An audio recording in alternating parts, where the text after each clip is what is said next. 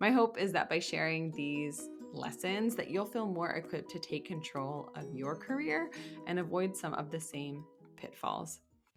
Welcome to The PA is In, the show created by PAs for PAs, where codependency with your supervising physician is a thing of the past, optimal team practice is the future, and physician associate has taken the place of physician assistant as the professional title of choice.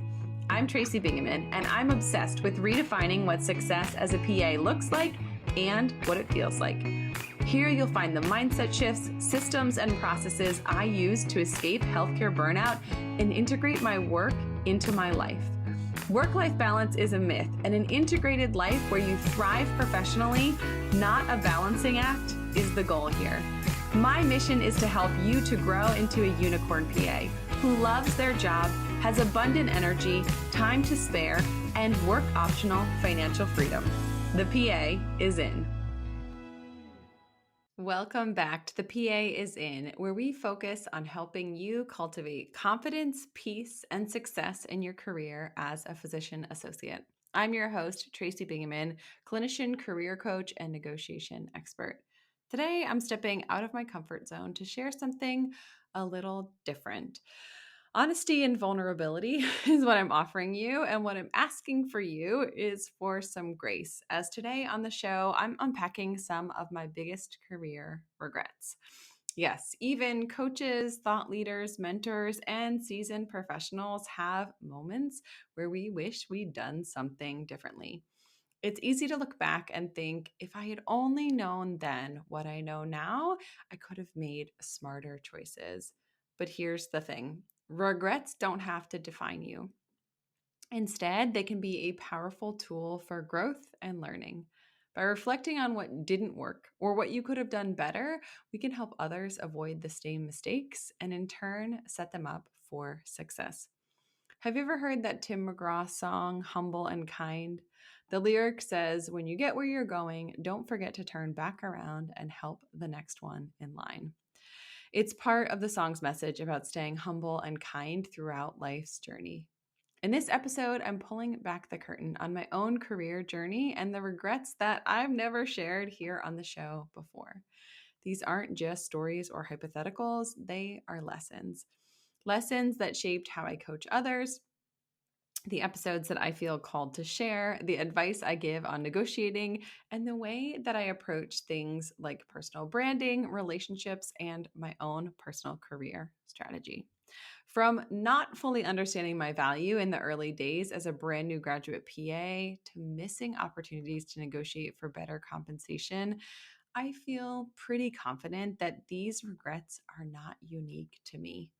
Many of us struggle with the same issues, being afraid to advocate for ourselves, uncertain of standing up for our profession, failing to set ourselves apart, or simply not having a solid strategy when it comes to career moves and strategic shifts. If any of this resonates with you, stick around. This episode could change the course of your career.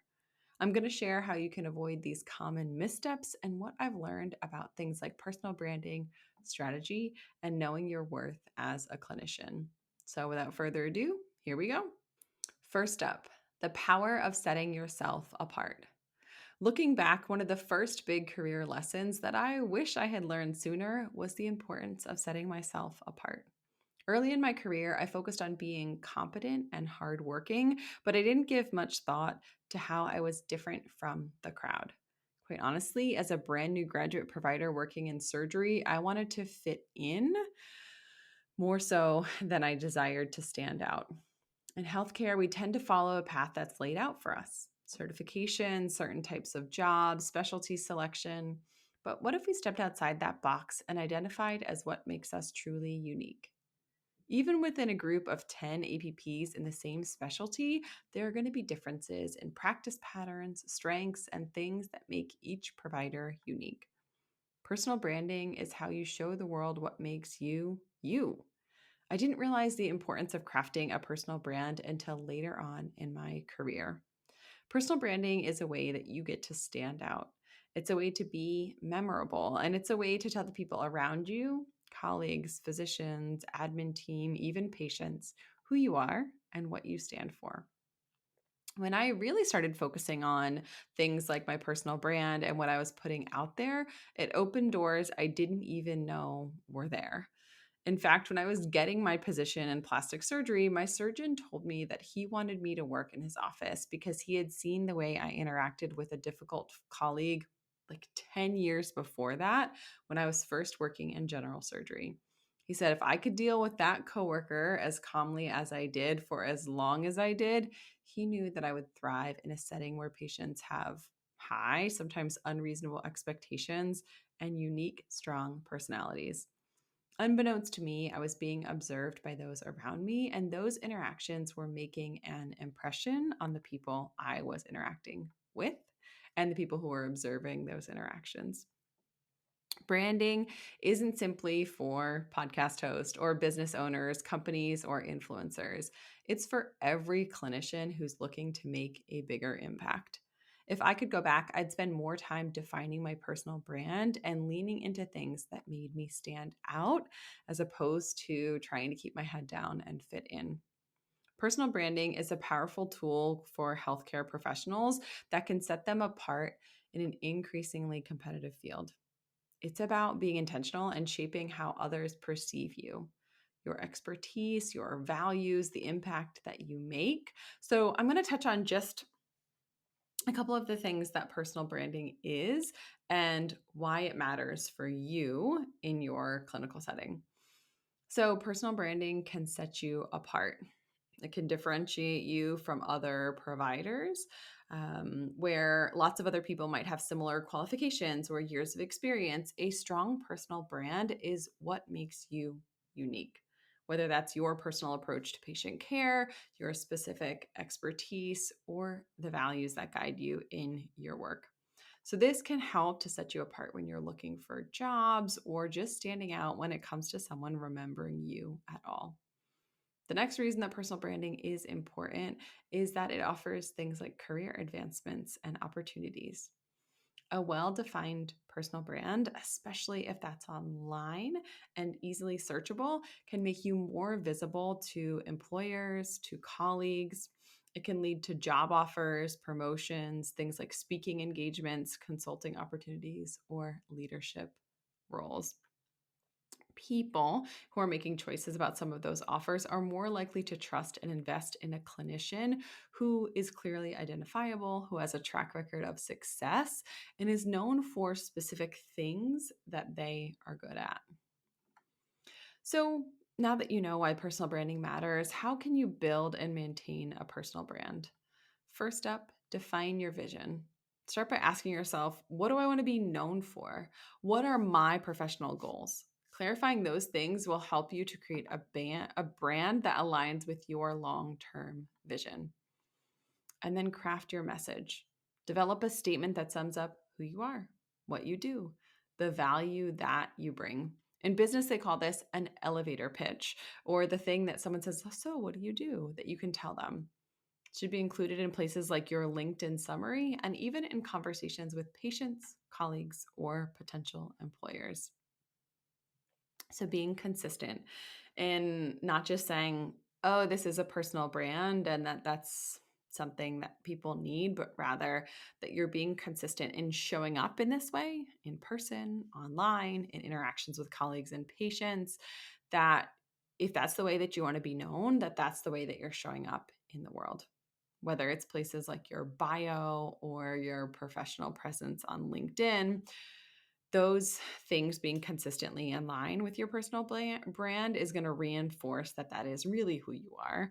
And we do want this to be in alignment with who you are. It's really hard to maintain a personal brand that is not actually who you are or how you take care of patients, and that a personal brand is something that continues to evolve. So, personal branding isn't a one time task that you check off and then move on with the rest of your life and career. It's something that evolves over time. As your career grows, as you grow as an individual and as a professional, your brand should too.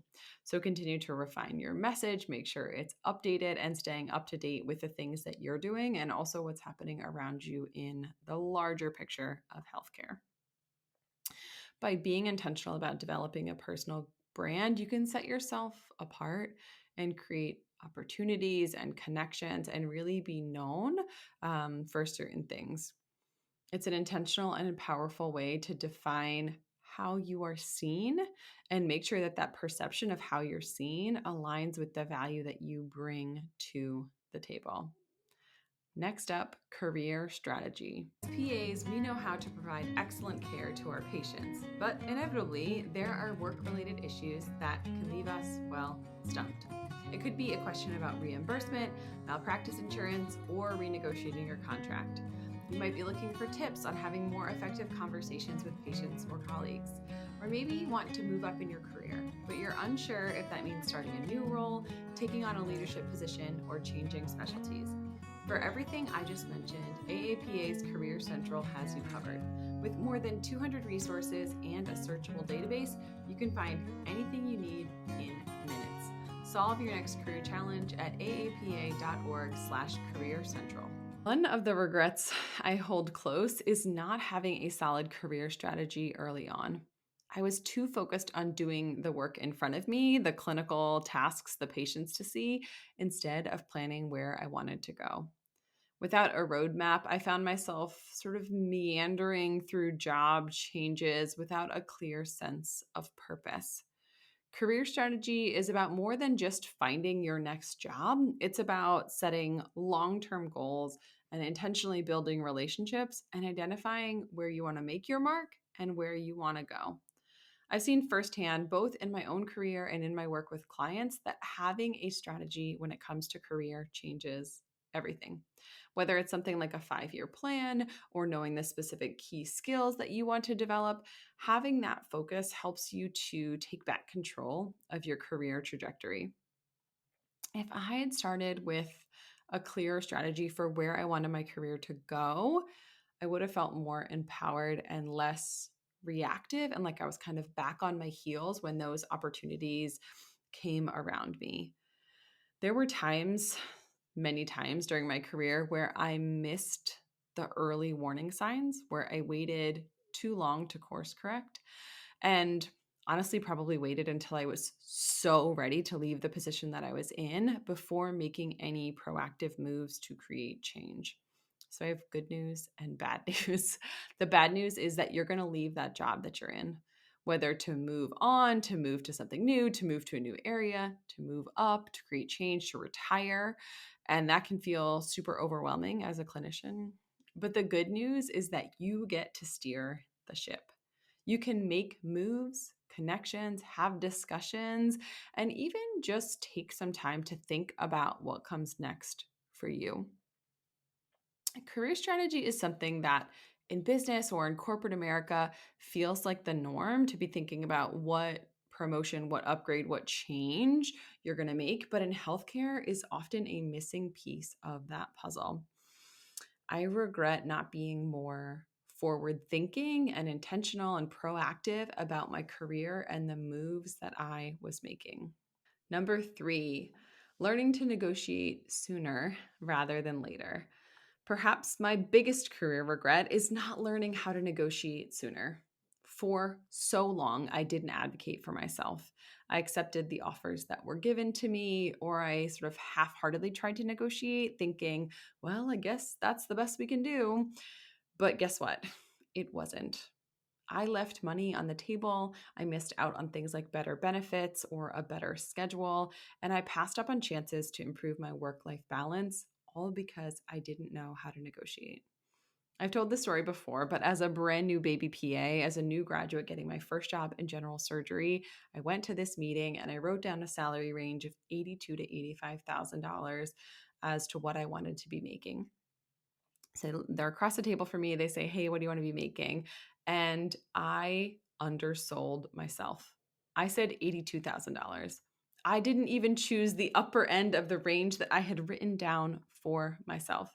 The administrator sitting across the table from me agreed immediately, and I have been mad at 22-year-old me since then. Honestly, I feel like that made me feel very behind in terms of my income earning potential and my negotiations going forward.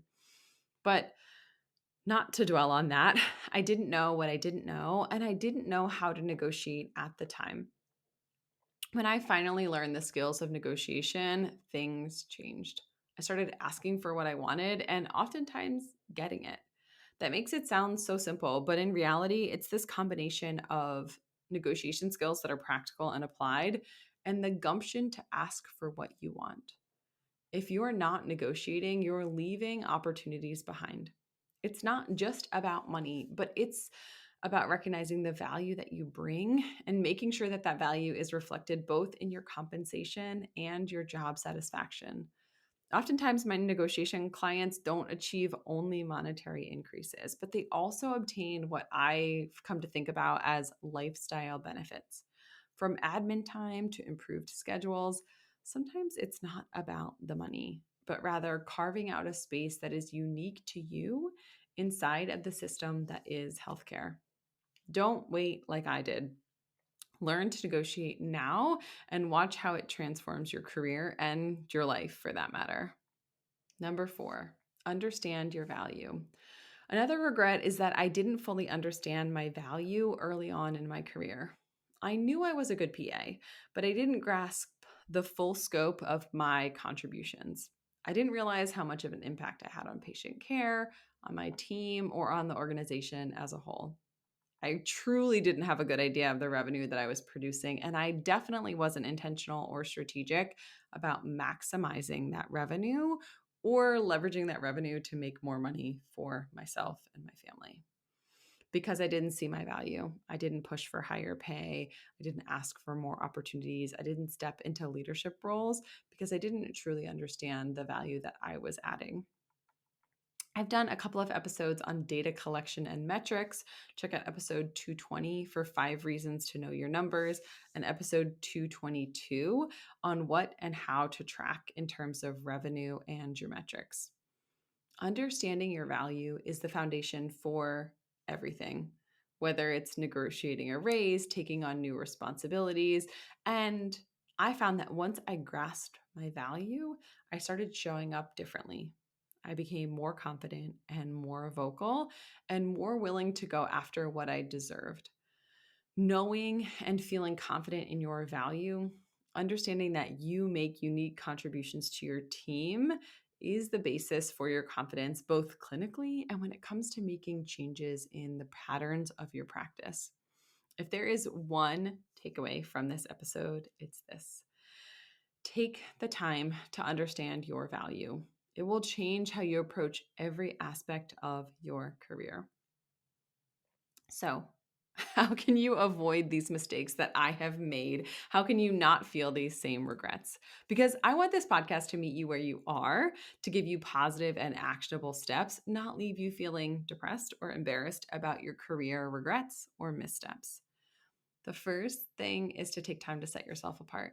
Don't settle with keeping your head down and blending in with other providers.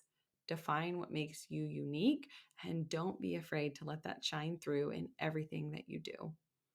Second, develop a career strategy. Know where you want to go and know how you're going to get there. And also be willing to be flexible because it doesn't always look exactly the way that you have imagined it. Third, learn to negotiate. Start by asking for small things and work your way up to bigger asks. Finally, invest in understanding your value, as this will be the key to unlocking better opportunities and greater satisfaction in your career. Confidence is so important in life, at work, and in business. And there is one thing I did years ago that skyrocketed my confidence. Feeling good makes such a difference in the way that we show up in the world. The confidence booster, one of the biggest ones ever, was a virtual color consult with Created Colorful. You sign up, tell them about yourself in a quick questionnaire, and then you take photos of yourself. No makeup, with natural lighting and various colors of fabric draped across your chest. Send in all those photos and one of the virtual color specialists reviews them. They send you an email with details on your season, your ideal colors, and knockout colors that are unique to you. Let me tell you, when I sit down behind this podcast microphone to record a video and I'm wearing a top in one of my knockout colors, I feel like an entirely different person. Add in some lipstick in my color palette and it's the chef's kiss of confidence and self-care. Use the discount code Tracy or the link in the show notes for $20 off any consult, gift consult, or bundle. and get ready to boost your confidence and simplify your wardrobe. As I reflect on these biggest career regrets that I've had and sharing them with you, I realize that every misstep along the way has shaped me into both the coach and the clinician that I am today. While I can't change the past, I can use those experiences to help guide you on your journey. My hope is that by sharing these lessons that you'll feel more equipped to take control of your career and avoid some of the same pitfalls. Things like personal branding, career strategy, negotiation tactics, and understanding your value, these are not just buzzwords or hot topics.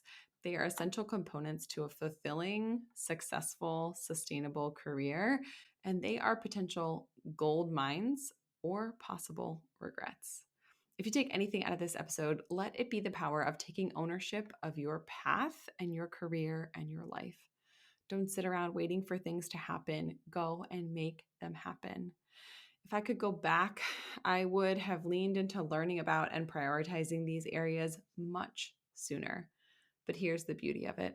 You don't have to wait and experience that regret. You can start today to hone some of these areas and to get good at some of these things. Whether you're a seasoned clinician or just starting out, there's always room to grow, to learn, and to improve how you approach your career. The good news, and seriously, this is the great news, is that it's never too late. The tools, strategies, and mindset shifts that I've shared with you can make a real difference no matter where you are in your journey.